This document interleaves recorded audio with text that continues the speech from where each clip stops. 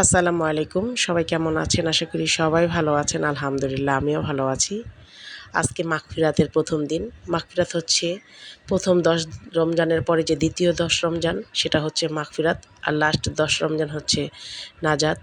তো যেহেতু এটা মাগফিরাতের ১০ দিন, এখানে মহানবী সাল্লাল্লাহু আলাইহি ওয়াসাল্লাম বলেছেন সবসময় বেশি, বেশি করে ইস্তেগফার করতে। কারণ এই ১০ দিন হচ্ছে আল্লাহর কাছে মাফ চাওয়ার দিন।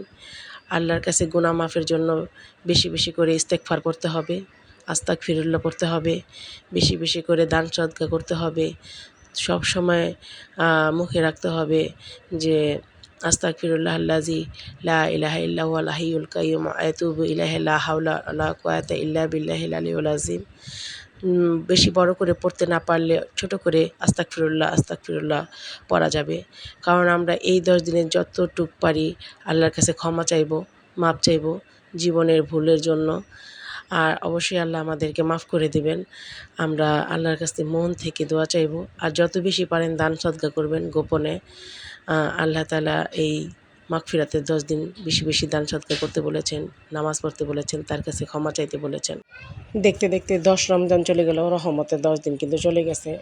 আর এইবারের রমজানটা এমনভাবে যাচ্ছে মানে টেরই পাচ্ছি না কীভাবে চলে যাচ্ছে ১০ দিন। তো এখন যেহেতু মাগফিরাতের ১০ দিন অবশ্যই আমরা সকলেই চেষ্টা করব প্রত্যেকটা আমল সঠিকভাবে করতে। আল্লাহর নিকট আমাদের একটাই চাওয়া যাতে আল্লাহ আমাদের রমজানগুলো কবুল করে, আমাদের ইবাদতগুলো কবুল করে। সারা বছর যতটুকু ভুল করেছি, পাপ করেছি, গুনাহ করেছি আমাদের যাতে হেদায়েত দান করে, আমাদের মাফ করে। আমরা আল্লাহর কাছে সবসময় এই চাওয়াটাই চাই। আর এই মাগফিরাতের ১০ দিন অবশ্যই আল্লাহর কাছে ক্ষমা প্রার্থনার সময় অবশ্যই আল্লাহ আমাদের ক্ষমা করে দেবেন। আল্লাহ যে ওয়াদা করে সম্পূর্ণ ওয়াদা পালন করে।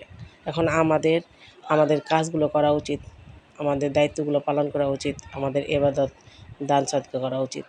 তো সবাই ভালো থাকবেন আর অবশ্যই এই মাগফিরাতের ১০ দিন বেশি, বেশি করে ইস্তেগফার পাঠ করবেন, আল্লাহর কাছে ক্ষমা চাইবেন।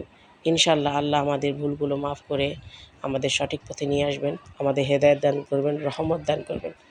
আর আল্লাহর কাছে আমি একটাই কামনা করি সবসময়, আল্লাহ এই রমজানের উসিলায় যাতে আমাদের মনের সকল ইচ্ছা পূরণ করে দেয়, আমাদের একটা সুন্দর জীবন দান করেন এবং আমাদের ঋণমুক্ত জীবন দান করেন। আল্লাহর কাছে সবসময় একটা প্রার্থনা করব যে আল্লাহ যাতে আমাদের সঠিক পথ দেখান। আলহামদুলিল্লাহ, সবাই ভালো থাকবেন।